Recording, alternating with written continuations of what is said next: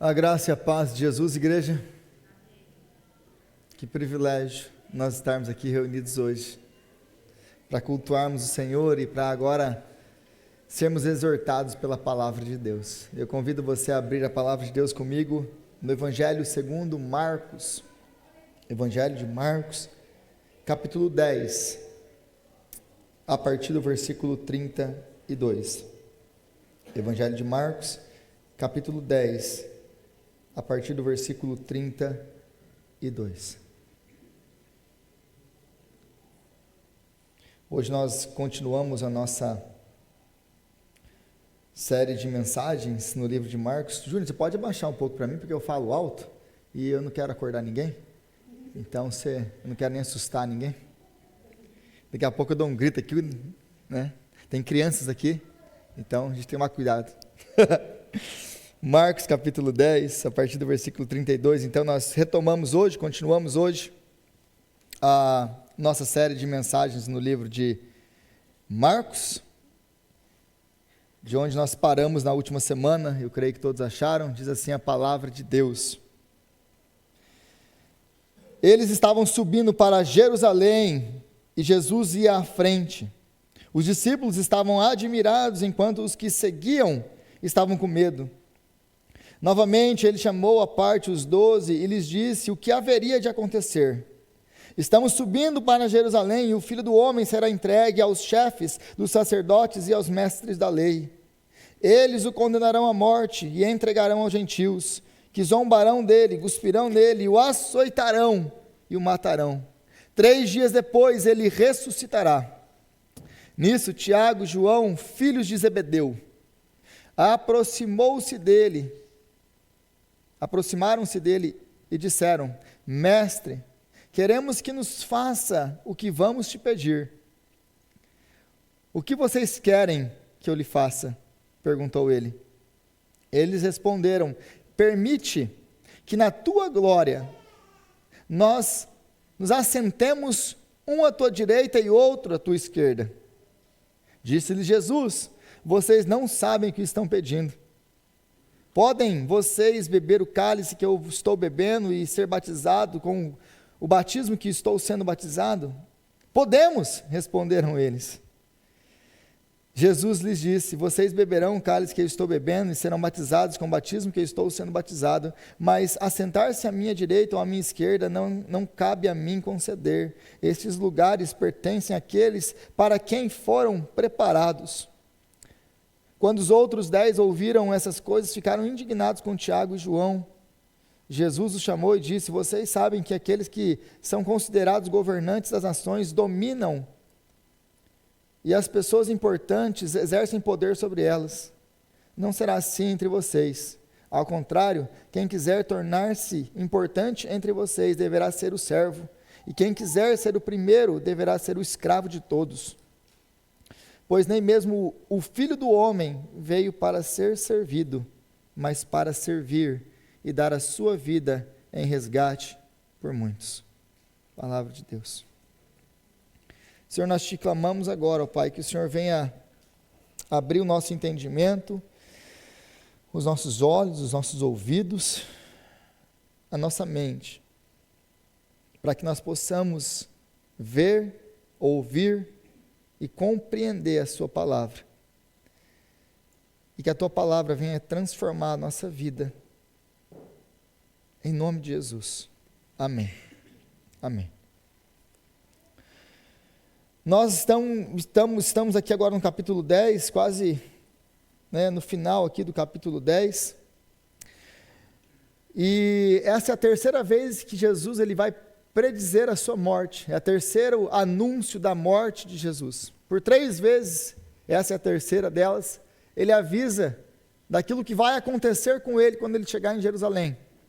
Você se lembra bem do capítulo 8, quando Pedro reconhece, depois de Jesus perguntar para eles: e quem os homens dizem que eu sou? Uns dizem que tu és Moisés, Elias, um dos profetas. Mas e vocês, quem dizem que eu sou? Tu és o Messias. Tu és o Messias.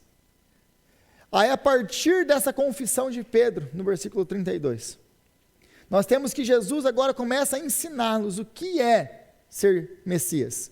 O que significa ser Messias? Porque ele reconhece, não foi carne nem sangue que te revelou isso, foi o Espírito Santo, Pedro. Então, você está certo, Pedro, eu sou mesmo o Messias. Mas eu não sou o tipo de Messias que vocês pensam que eu sou. Eles pensam sempre num reino espiritual, eles pensam sempre num reino messiânico terreno. Eles pensam sempre num rei Messias como Davi, um guerreiro, um conquistador, que vai levar Jerusalém, que vai levar Israel à sua glória, que vai derrotar os romanos e vai trazer liberdade para eles. Mas eles não entendiam o que significava ser Messias. Então Jesus agora ele vai ter que ensinar os seus discípulos o que significa ser Messias, e o que eles deveriam esperar do Messias. Mas não apenas isso, agora eles vão também aprender de Jesus o que significa ser seguidor de Jesus. Então aqui nós ainda estamos aprendendo com Jesus, com o próprio Jesus Cristo, o que significa ser seguidor de Jesus. E no capítulo 8, quando Pedro chega para ele, tira ele no cantinho assim, você está doido, Jesus? Isso não vai acontecer não. Quando Jesus lá no capítulo 8 fala das mesmas coisas que ele está falando aqui no capítulo 10, Pedro tenta tirar ele de lado e fala, você está louco? Que tipo de Messias é esse? Messias que morre? Que Messias é esse que conquista alguma coisa morto? Você ficou doido? E aí Jesus repreende Pedro, né? Afasta de mim, Satanás. E aí logo depois disso ele ensina, primeira vez, o que significa seguir a Cristo. Seguir a Cristo significa tomar a sua cruz e seguir a Cristo. O nosso chamado é tomar a nossa cruz e seguir a Jesus. Não muito depois, no capítulo 9, depois de Jesus falar para eles o que aconteceria com ele, a segunda vez que ele prediz a sua morte e a sua ressurreição, eles estão no caminho, discutindo entre eles quem era o mais importante entre eles. E Jesus então, sabendo que eles estavam discutindo, perguntam para eles, o que vocês vinham discutindo pelo caminho? E nenhum deles nem tem a audácia de abrir a boca para falar, nós estávamos discutindo quem que era o mais importante entre a gente. Depois de Jesus falar que ele vai morrer. E aí Jesus ele vai ensinar para eles que o maior é o servo de todos. Que se eles não se tornarem como uma criança, eles não vão entrar e herdar o reino dos céus. Então Jesus primeiro ele fala, toma a sua cruz. O chamado do evangelho, o chamado de ser discípulo de Jesus, seguidor de Jesus, é um chamado de cruz diária. É um chamado de sofrimento, porque a cruz não é um lugar de passar férias. Eu não sei ainda se você já notou isso, mas a cruz não é um lugar que ninguém quer estar. Então é um lugar de cruz. Ser seguidor de Jesus é um lugar de serviço. Aquele de vocês que quer ser o maior, que se torna o escravo de todos. Agora no capítulo 10 ele vai juntar essas duas coisas. Ele vai juntar o chamado para a cruz, ele vai juntar o chamado para o serviço. Aqui ele vai condensar essas duas coisas juntas. Esse é o último aviso de Jesus. Vocês querem ser meus seguidores? Este é o caminho. Então o que nós vamos ver aqui de Jesus hoje é o caminho de seguir a Cristo. Se você quer ser um servidor, se você quer ser um seguidor de Jesus, esse aqui é o caminho. É o que nós acabamos de ler aqui. Não tem mistério, não tem a teologia complexa, não tem nada complexo nesse texto. Está muito claro para mim e para você o que Jesus exige de nós e o que Ele tem para nós. É isso aqui que nós vamos ver hoje. Mas o centro desse texto todo é a ambição dos homens, diferente da entrega divina. Então, o centro de tudo isso aqui é essa ambição egoísta dos filhos dos homens e a entrega sacrificial do Filho de Deus. Note aqui que nós temos dois tipos de filhos aqui. Nós temos os filhos de Zebedeu, que são ambiciosos, egoístas, que querem honra, glória, prestígio, aplausos. E nós temos o Filho de Deus, que se entrega voluntariamente deixando tudo o que ele tem para nos salvar. Então, toda essa narrativa aqui, porque quando nós vemos esses subtítulos aqui, o texto que eu acabei de ler na NVI, nós temos aqui, antes do versículo 32, Jesus prediz novamente a sua morte e sua ressurreição. Antes do versículo 35, o pedido de Tiago e João. Mas quando nós quebramos esse texto em duas partes e lemos ele isoladamente, como Jesus estivesse falando, nossa, aqui Jesus está falando da sua morte. Aqui agora Jesus vai lidar com os discípulos. Nós acabamos com o texto. Nós não vamos interpretar esse texto dessa maneira. Esse texto tem que ser lido junto. O texto que é Marcos, ele tem uma intenção aqui, para mim e para você, que você compare os filhos dos homens e o Filho de Deus. A ambição dos filhos dos homens, qual a ambição de qual filho, de qual homem? A minha e a sua, porque esse texto está falando de mim e de você. Não está falando de Tiago e de João apenas. Esse é o retrato do ser humano. Nós somos os filhos dos homens. É isso que nós desejamos. Agora, no outro lado tem o contraste, que é o Filho de Deus que se entrega por nós. Isso é do que esse texto está falando para nós hoje. E aí no versículo 32, eles estavam subindo para Jerusalém, e Jesus ia à frente. Os discípulos estavam admirados, enquanto os seguidores estavam com medo. E aqui nós temos uma mistura de sentimentos. Por um lado, nós temos os discípulos que estão empolgados, seguindo Jesus, admirados que Jesus está indo para Jerusalém, porque eles sabem uma coisa, eles sabem que Jerusalém é o lugar da coroação dos reis, eles sabem que Jerusalém é o lugar do domínio, é o lugar onde o rei está. Se nós vamos ter o Messias, ele vai se sentar em Jerusalém e ele vai governar a partir de Jerusalém. Se ele vai assumir um trono, é agora, esse é o nosso momento. Eles não têm um reino espiritual na sua cabeça. Lembre-se disso, os discípulos de Jesus não têm nos evangelhos em lugar nenhum um reino espiritual na cabeça deles. Aliás, quando Jesus ressuscita, depois da morte, da ressurreição de Jesus, eles ainda têm a capacidade de perguntar para Jesus, é agora que você vai restaurar o reino a Israel? Vocês não entenderam nada, nada, eles não entenderam nada.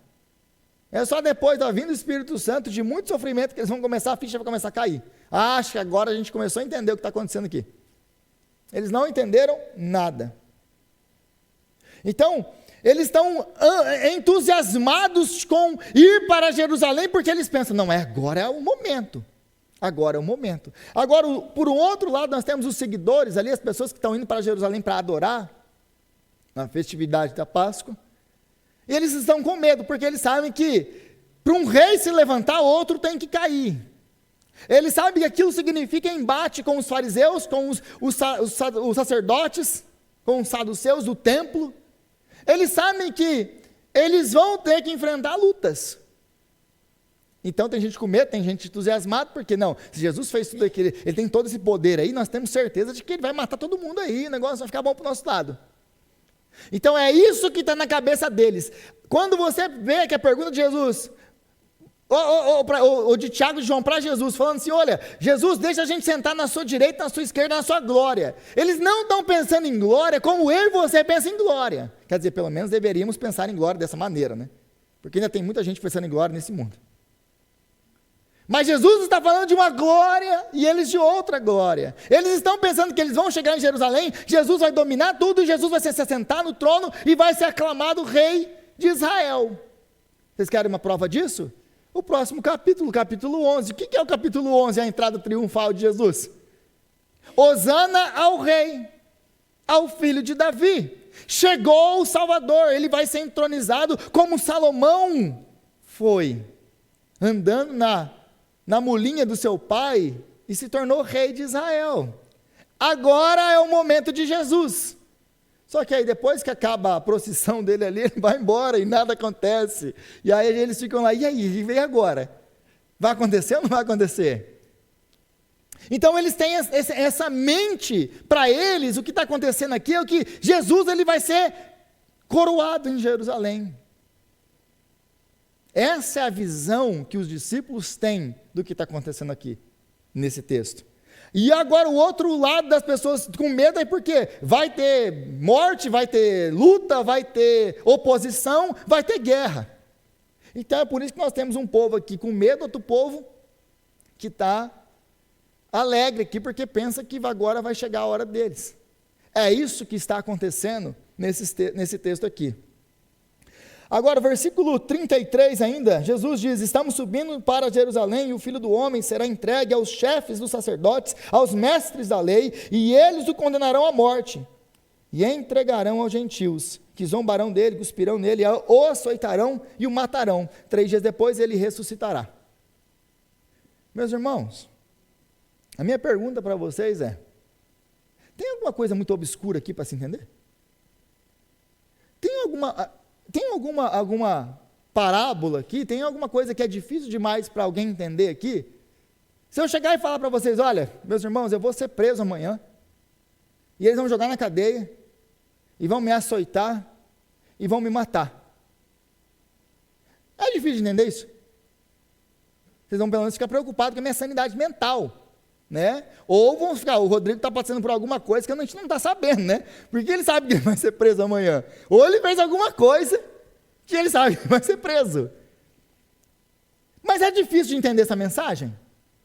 Não é uma mensagem muito clara? É uma mensagem super clara, uma criança consegue entender isso aqui. E parece que eles nem ouviram o que ele falou de todas as vezes. E aliás, lembre-se que Marcos, ele é o menor, o mais compacto de todos os evangelhos, e Marcos, ele tem um estilo muito econômico na sua escrita. Marcos, ele não repete nada. Para Marcos ter escrito 3 vezes que Jesus ia ser entregue, ia ser morto e ia ressuscitar, é porque ele falou pelo menos umas 30 para os discípulos. E ele está aqui de novo, 3ª vez. Agora, o que Jesus fala aqui, que o sofrimento é necessário. Ele vai mostrar e vai deixar muito claro aqui, aquilo que nós chamamos dentro da teologia de o passivo divino. Porque ele fala assim: estamos subindo para Jerusalém, e o Filho do Homem será entregue. Note que ele não fala o Filho do Homem será preso. Ele será entregue. E o que isso significa? Por que isso é importante notar? Porque a vida de Jesus, a história de Jesus está nas mãos do Senhor, não está nas mãos dos homens. Não vão ser os fariseus que vão prender ele, não vão ser os mestres da lei, não são os saduceus, não são os romanos, não são os soldados.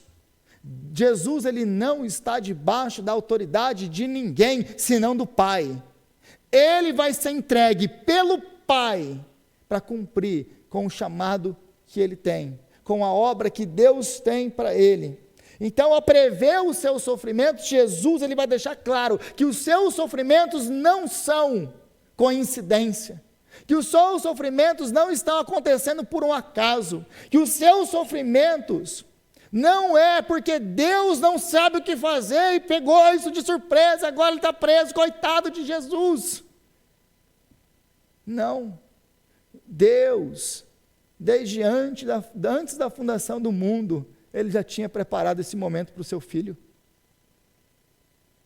E é interessante aqui, que nós aprendemos aqui, que a maior atrocidade da história humana, qual foi a maior atrocidade da história humana? Aliás, a história da humanidade é marcada por atrocidades. Mas qual foi a maior de todas elas? A maior de todas elas foi quando Deus se tornou homem, e o homem matou Deus. Nós matamos o autor da vida, o Deus que é bom, o Deus que é o doador gracioso da vida. Essa foi a maior atrocidade da humanidade. E atrás e por trás da maior atrocidade da humanidade estava Deus, orquestrando para cumprir o seu objetivo final de salvação. Atrás da maior atrocidade feita pelo homem, Deus não saiu do controle de nada. Ele estava com tudo nas suas mãos, e aconteceu exatamente aquilo que Deus designou antes da fundação do mundo para que fosse feito. Deus não perdeu o controle em nenhum momento. E o que isso me ensina? O que isso te ensina? Deus é soberano sobre a minha história, sobre a sua história. Não acontece nada na sua vida, meu irmão, minha irmã, que Deus não tenha o pleno e absoluto controle. Nada pega Deus de surpresa.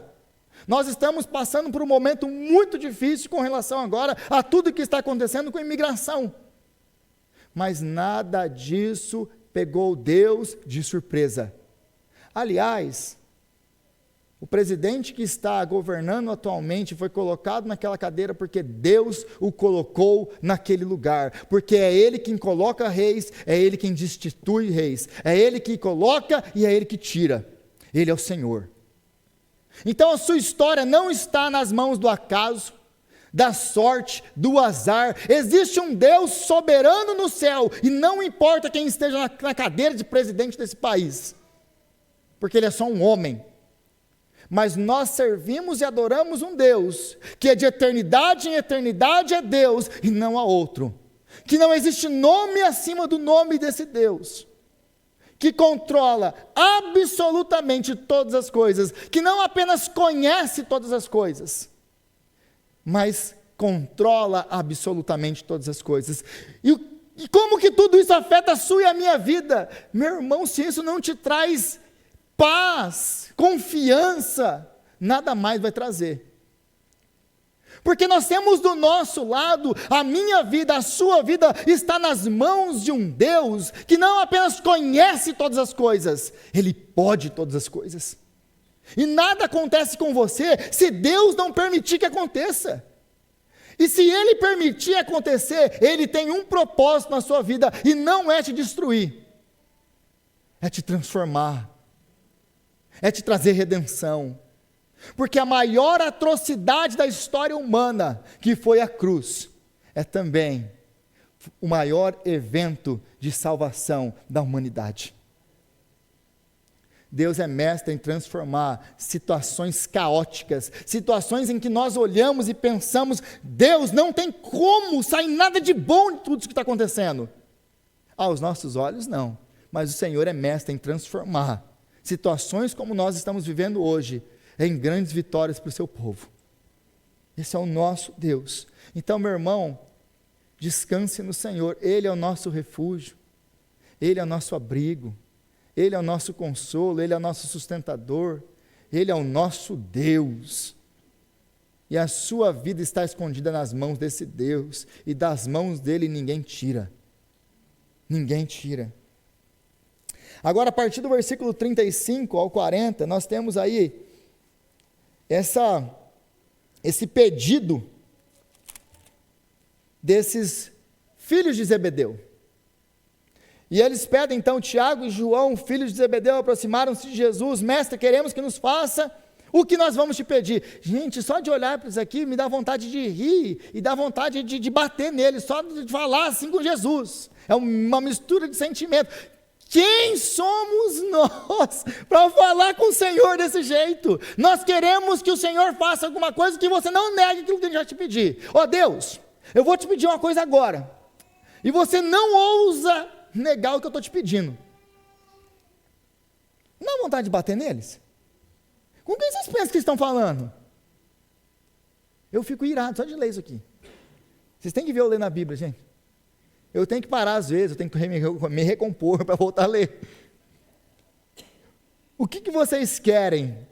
Perguntou ele. O que vocês querem que eu faça? Perguntou ele. Eles responderam, permite na tua glória que nos assentemos, um à tua direita e outro à tua esquerda. Você imagina Jesus ouvindo um negócio desse?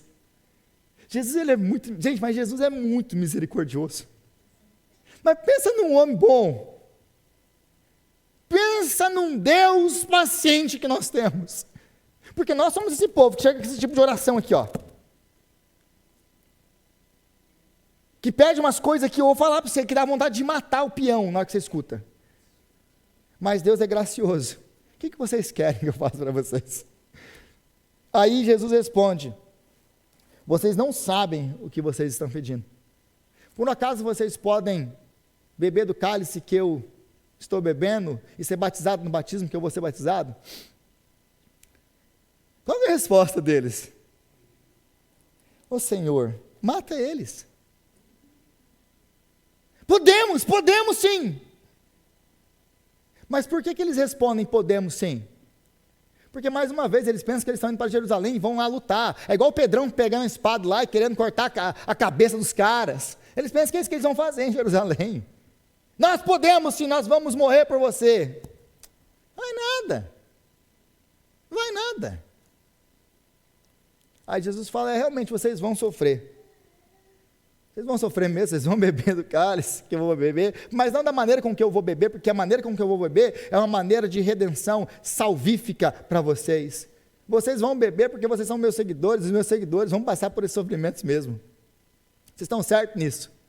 Mas ao sentar à minha direita e à minha esquerda, esquece, vocês não sabem o que estão falando. Esquece disso aí. Então nós aprendemos da ambição egoísta de Tiago e de João. E lembrando quem é João, né? O discípulo do amor. Você imagina os outros. Eles pensam que Jesus vai começar o seu reino messiânico agora. E é por isso que eles estão pedindo essa barbaridade para ele. Porque eles pensam, não, vamos começar agora, é agora que a gente vai chegar no lugar que a gente sempre quis. Chegou o nosso momento aqui. Eles pensam então que a batalha é uma batalha física, é por isso que eles dizem, nós podemos sim passar pelo que você vai passar. Mas, como eu disse, e eu repito agora, nós não estamos olhando aqui para João, para Tiago e João, nós estamos olhando para a nossa vida, porque essa aqui é a nossa oração para Jesus, para Deus. Nós temos a ousadia que eles têm aqui de chegar a Deus e pedir esse tipo de coisa. Né? Quando eu escuto alguém falando, eu determino, eu quase tenho um infarto. Você não determina nenhum cachorro lá na sua casa. Você determina o que você quer na sua boca. O cachorro faz o que ainda? Ele late para você ainda. Você não determina nenhum cachorro, você vai determinar Deus. Nós ainda continuamos buscando Deus pelas mesmas coisas. Nós ainda buscamos a Deus pelas mesmas coisas que eles estão buscando. E o que eles estão buscando? Preencher esse anseio humano. Que anseio humano? Esse anseio de glória, de reconhecimento, de prestígio, de bênção, de aplausos. Essa é a nossa busca. Essa é a minha busca, essa é a sua busca. Nós não estamos isentos disso.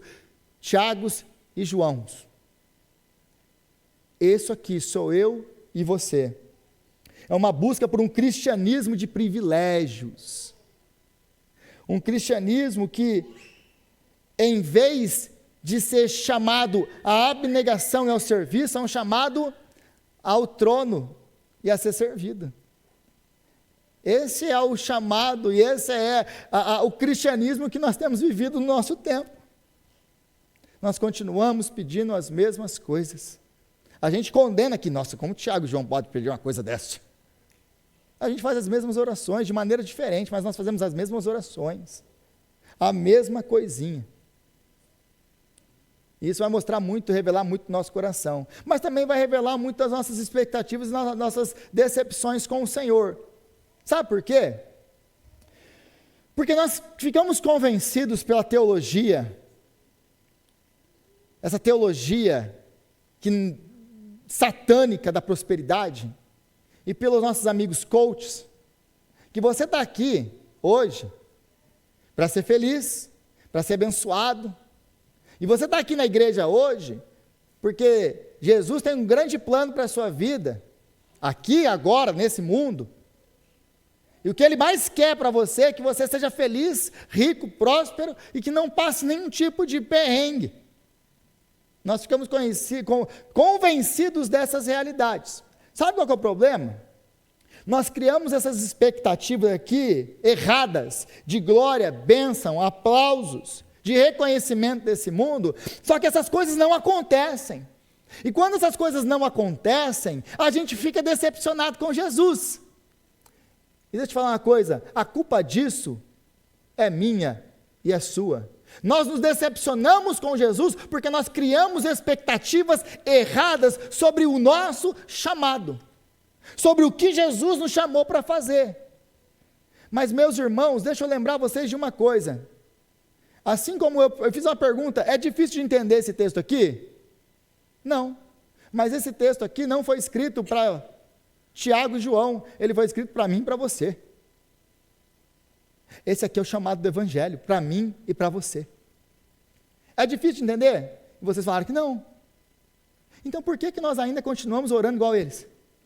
Por que nós ainda continuamos pedindo as mesmas coisas que eles? Por que nós continuamos ainda buscando glória, riqueza, reconhecimento, aplausos e essa vida de facilidades, de bênçãos, de sermos livres dos nossos sofrimentos aqui e agora?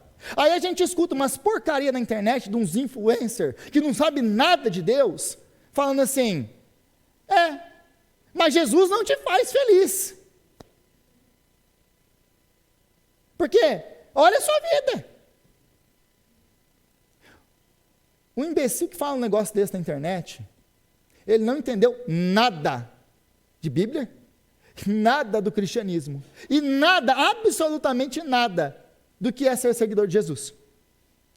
Porque Jesus em nenhum lugar, meus irmãos, eu desafio você, em nenhum lugar nos evangelhos você vai encontrar Jesus te prometendo glória, fama, riqueza, prosperidade, aplausos, reconhecimento e seja lá mais o que você quer. Algum lugar no Novo Testamento você acha essas coisas? O nosso chamado sempre foi esse: vocês não são cidadãos desse mundo. Aquele que quer vir após mim, tome a sua cruz. Não se engane, aqueles que querem viver piedosamente em Cristo Jesus serão perseguidos. Não se engane, se me perseguiram a mim, ninguém é maior do que o seu Senhor. Vão perseguir vocês também.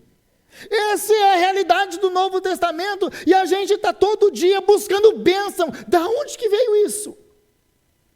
Aí você vai orar, e nós vamos orar, pedindo por coisas materiais e terrenas toda hora. Aí Jesus, nós vemos aqui Paulo orando pelas igrejas. O que Paulo ora pelas igrejas? Eu oro para que Deus dê para vocês olhos iluminados, para que vocês entendam o amor de Cristo, o amor de Deus por meio de Jesus Cristo. Eu oro para que vocês entendam a graça e que vocês são abençoados e mais do que vencedores das regiões celestiais. Lembrem-se, meus irmãos, que nós não somos cidadãos desse mundo, nós somos cidadãos do céu. É tudo espiritual, é tudo para outra vida, para a vida eterna. Agora, enquanto aqui, o que você tem para a gente, Jesus? Enquanto aqui eu vou te falar o que você tem para você. Sofrimento, perseguição, luta uma atrás da outra. Quer me servir? Esse é o chamado do Evangelho. É simples assim, gente. Aí talvez você chegue, não, mas eu queria ir na igreja hoje, eu queria que o Rodrigo me desse uma palavra aí de ânimo. Essa é a palavra de ânimo. É igual a Cat me mandou um negócio essa semana aí, né, Cat? Eu espero que essa palavra abençoe você. Aí está lá o bichinho dando porrada no negócio lá, né? Mas, meus irmãos, se eu pregar uma coisa diferente do que é o Evangelho aqui para você, você vai sair daqui, não é verdade, Deus vai fazer, Deus vai dar, Deus pode fazer, Deus pode. Deus pode guardar a gente, Deus pode, mas Deus pode permitir que a calamidade chegue, também pode. Como nós temos irmãos dessa igreja que já passaram por isso, na Betel que já passaram por isso que nós estamos vivendo hoje. Nós estamos isentos dessas coisas? Não. Agora, se eu falo, não vai acontecer nada com você, porque você é servo do Senhor e ninguém pode tocar no ungido de Deus. Aí amanhã você está preso. Que cara que eu vou falar uma coisa para você? Mas pastor, você falou que nada ia acontecer comigo. Eu ainda dei uma expectativa errada para você, e você criou uma expectativa errada que não é bíblica. Aí no final você está decepcionado com Jesus. Não apareço mais na igreja também. E muitas vezes é assim, nós criamos expectativas erradas com relação a Jesus, e depois que essas expectativas não acontecem, quando você não fica rico, famoso, perde peso, e ganha aí uns aplausos, você fica chateado com ele e vai embora. Ah, Rodrigo, sabe o que é que eu saí da igreja? É porque eu dei 3 meses para Deus resolver um problema meu e ele não resolveu. Aí eu fui embora. Vai mesmo, vai. Você não entendeu nada. Nada. O problema dessas expectativas erradas que nós fazemos, nós vamos nos decepcionar, porque nós vivemos num mundo caído, o sofrimento vai chegar na nossa porta e você vai ficar irado com Deus. Agora, quando você sabe o que está te esperando, os sofrimentos vão chegar. E quando eles pegarem você, você vai entender o seguinte, como eu já fui aconselhar pessoas nessa igreja, passando por sofrimentos e lutas, e quando eu cheguei lá, para tentar consolar os irmãos, eu escuto uma coisa assim, não, Rodrigo, a gente sabe que a gente vai passar por sofrimentos. Isso aqui não pegou a gente de surpresa, mas o Senhor continua sentado no trono. Essa é a diferença de você pregar o evangelho e de você pregar mentira para enganar o povo. Porque essas são palavras de vida eterna, as outras de engano eterno. Então, o texto aqui nos adverte contra a tendência de querermos usar Jesus como instrumento de promoção pessoal nossa. Jesus não é um instrumento de promoção pessoal sua, meu irmão. Jesus, ele é o Senhor. Nós não temos o direito de chegar para Jesus dessa maneira aqui. Jesus, a gente vai te pedir uma coisa e você não pode falar não para a gente. Não é quando a gente chega para Jesus? Essa é a nossa oração. De sucesso, de autossatisfação, muitas vezes o nosso desejo é nos sentar à direita e à esquerda de Jesus. A gente continua fazendo essas mesmas coisas. Mas Jesus, olha, isso aqui eu preciso, hein? Enquanto o nosso chamado é tomar nossa cruz e seguir a Jesus, no caminho que Ele está seguindo. Qual o caminho que Ele está seguindo? É o caminho de férias. Olha, nunca pensei em passar férias tão boas como essas que eu vou passar com Jesus agora. Sabe por que o chamado de servir Jesus é abandonar tudo? Porque se você tentar seguir Jesus com tudo que você tem, você não vai aguentar a pressão. Porque você vai ficar tentando se manter aí, tentando manter essas coisas que você ama e servir a Jesus ao mesmo tempo, mas não se engane, ninguém pode servir a 2 senhores, ou amar a um e desprezar ao outro. É por isso que Jesus fala, meu amigo, já abandona de uma vez. Vive como se você estivesse morto para esse mundo, porque senão você não vai conseguir me seguir. Não, é impossível, impossível. Você não vai conseguir perseguir glória, riqueza, fama, aplausos, reconhecimento e seguir Jesus ao mesmo tempo, porque uma coisa contradiz a outra. É impossível. Nem tenta, meu irmão, nem tenta. Você não vai conseguir.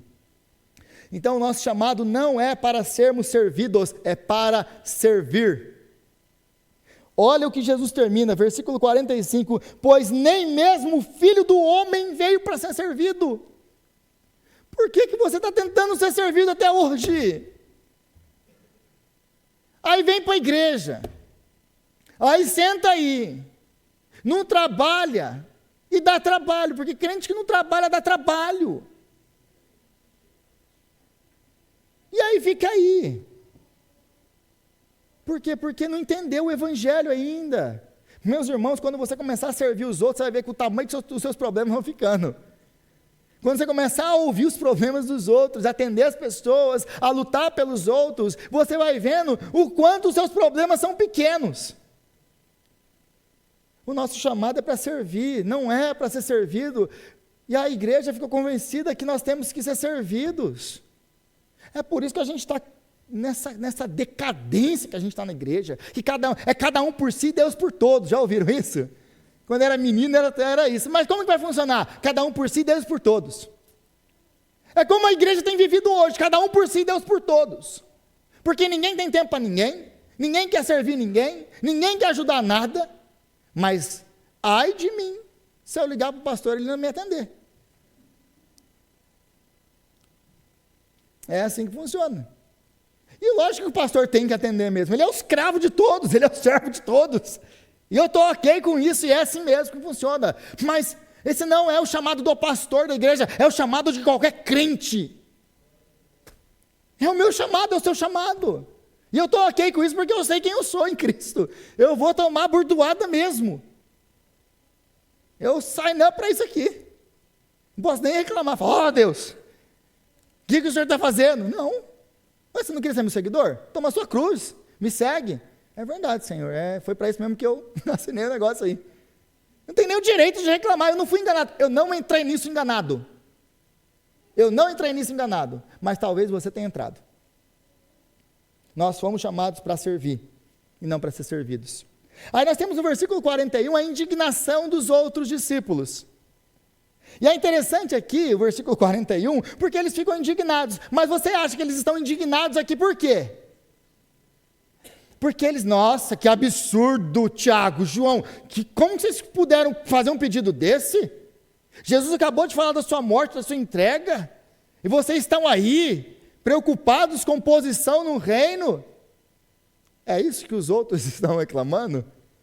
É por causa disso que eles estão indignados? Por que vocês acham que eles estão indignados? Não precisa ser um mágico, você não precisa ser um teólogo para traduzir isso aqui, certo? Para interpretar isso aqui. Eu nem precisaria explicar isso para vocês. É óbvio. Eles não estão indignados porque o pedido é uma idiotice. Porque o pedido é absurdo. Eles estão indignados porque é eles que querem essas posições. Eles estão indignados porque, como assim? Eu que sou o que vai sentar à direita. E aqui, meus irmãos, nós vamos aprender deles a raiz de toda a briga dentro da igreja e fora da igreja. Qual que é a raiz de todo o problema que nós temos? A raiz é essa: egoísmo e vaidade. Sabe por que nós brigamos tanto dentro dos nossos casamentos? Porque nós queremos ser servidos dentro do nosso casamento. Porque eu casei para ser feliz.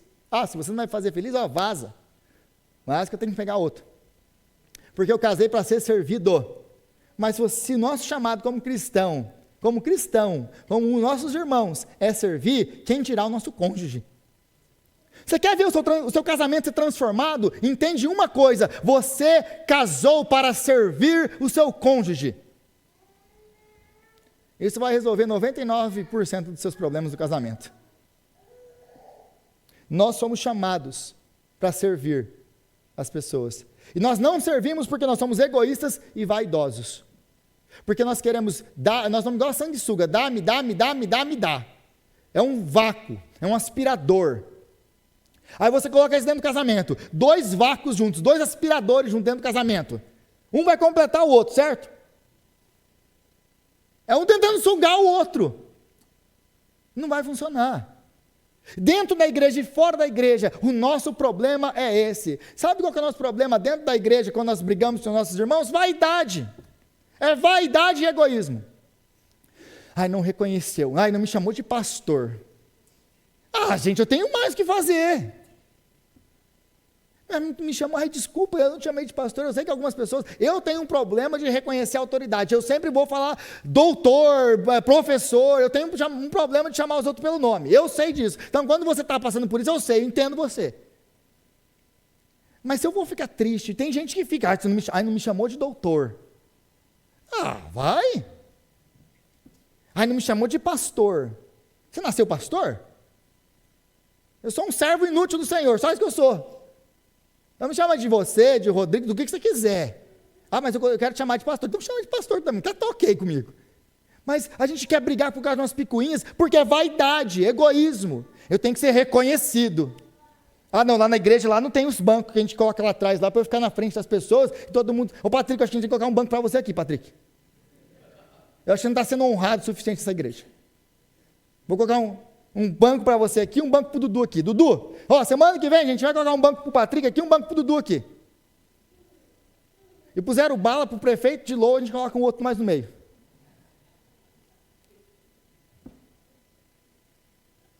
Aí eu olho aqueles... É isso que eu penso quando vejo aqueles banquinhos lá, gente. Gente, eu sou uma pessoa comum como qualquer outra, eu sento como todo mundo, igual a outro. Não, cadê minha... aliás, eu estou muito frustrado que eu não tenho a plaquinha lá no estacionamento com meu nome lá, com minha vaga. Isso eu acho que é uma afronta comigo. O que é isso? Vaidade. Nossos problemas nascem da vaidade e dos nossos egoísmos. É isso que acontece. Então nós aprendemos aqui que existe uma lógica invertida no reino de Deus. Qual que é a lógica invertida no reino de Deus? A lógica invertida é: a escada no reino de Deus ela é ao contrário. Quanto mais você desce, mais você sobe. E quanto mais você tenta subir, mais você desce. Porque Jesus então ele vai falar para eles aqui: vocês sabem que aqueles que são considerados governantes das nações dominam e as pessoas importantes exercem poder sobre elas. Não será assim entre vocês, ao contrário, quem quiser tornar-se importante entre vocês será o escravo ou o servo. E quem quiser ser o primeiro será o escravo de todos. Jesus ele usa duas palavras aqui muito importantes. Ele vai usar duas palavrinhas gregas aqui. A primeira palavrinha grega que ele usa é diáconos. A gente conhece essa palavra, diáconos. Não conhece? São os oficiais da igreja. Então, aqueles que querem ser os maiores aí, vão ser os diáconos da igreja. Olha os diáconos, o que espero para vocês. Aí, e depois o outro. Não, o outro vai ser os escravos. Que é doulos a palavra. Jesus usa intencionalmente as duas palavras mais odiadas por um romano. Diáconos e doulos. Porque essas duas palavras significavam que você não é um nada.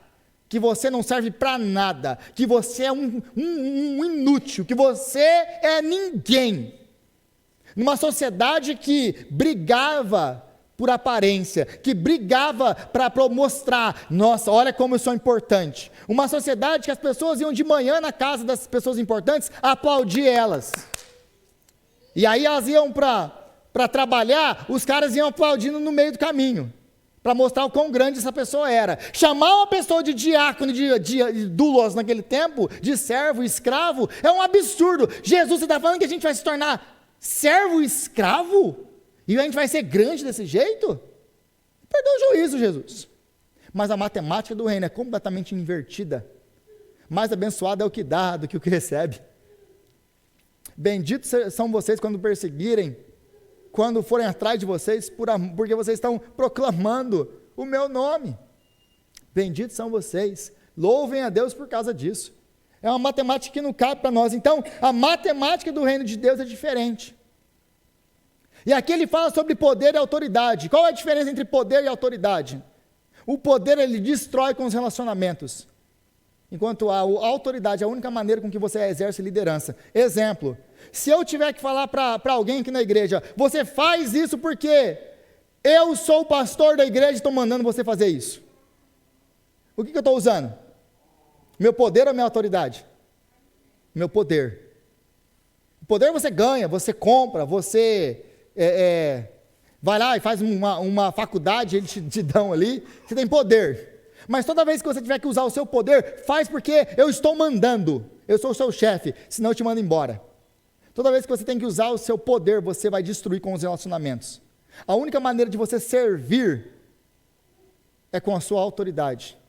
E como que você faz para servir com a autoridade? A pergunta é, como que eu consigo construir autoridade na vida das pessoas? Servindo. E quem que pode servir? Todos nós. Por que todos? Porque você não precisa de um diploma para servir. Você não precisa de dinheiro para servir. Você não precisa de nada para servir. Você precisa de um coração de servo. É só isso que você precisa.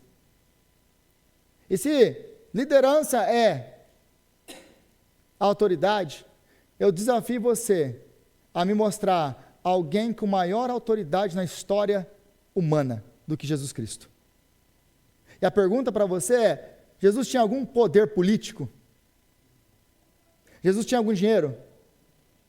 Jesus tinha alguma influência no tempo dele? Que era dado a ele, que ele tinha algum tipo de poder que era dado para ele, reconhecido pelo Estado romano ou judaico? Nada. Jesus tinha algum diploma? Jesus era algum rabino?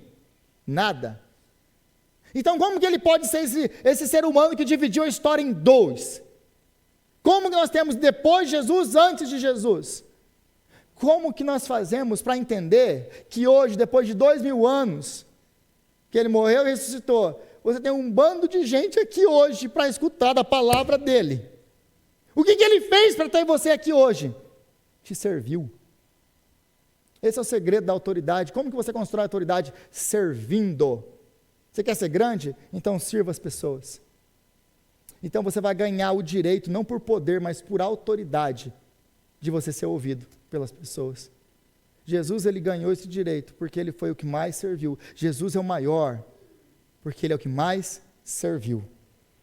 Então Jesus, ele nunca nos pede nada que ele já não tenha entregue para nós.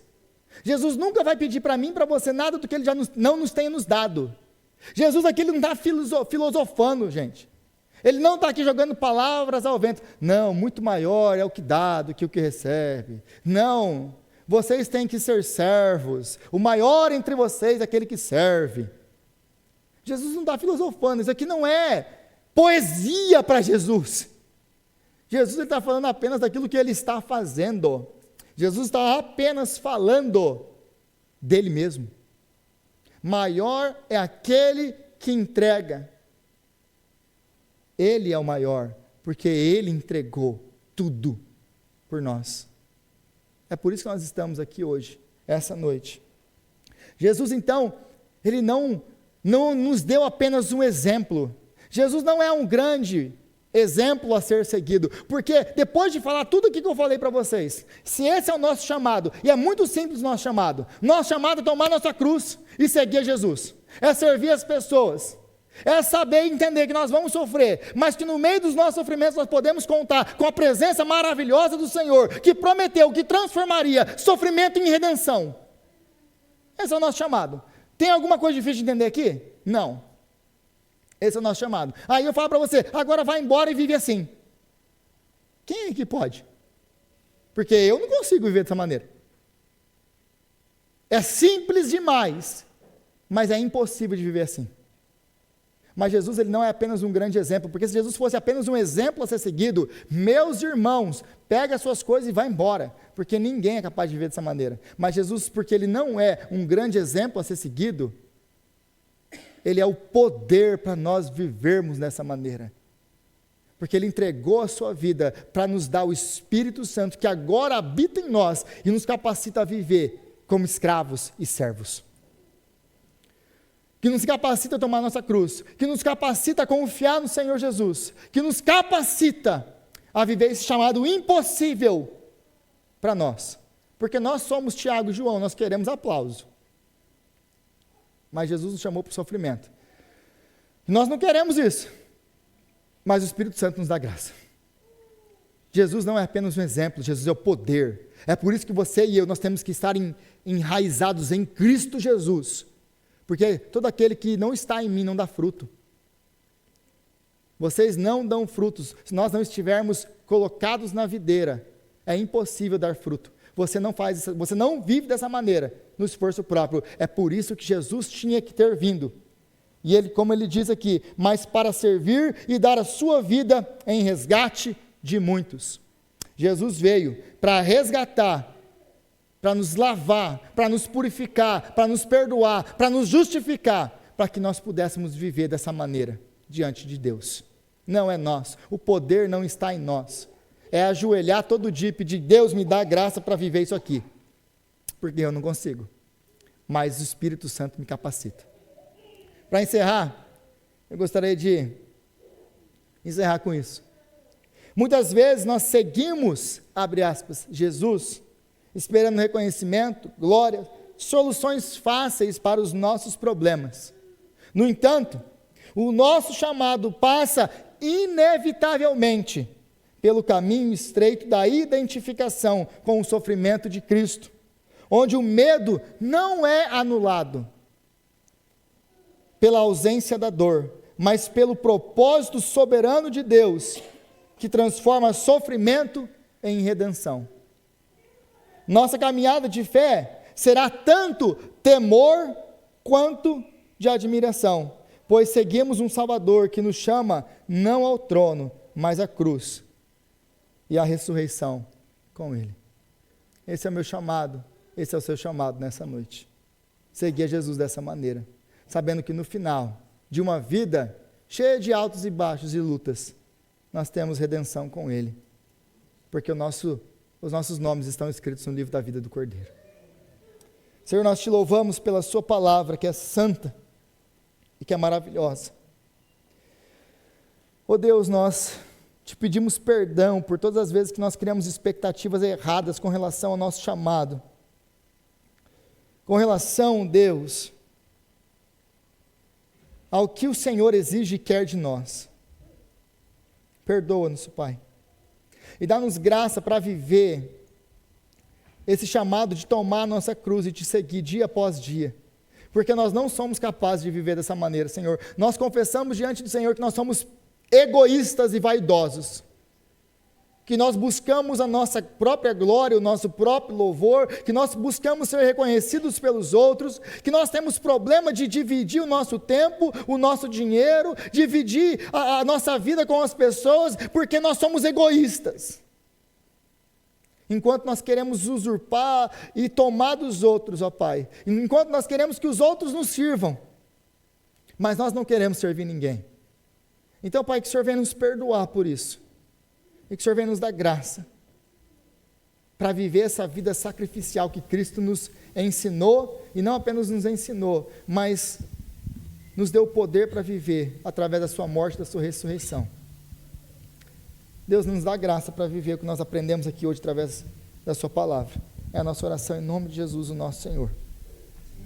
Amém. Amém.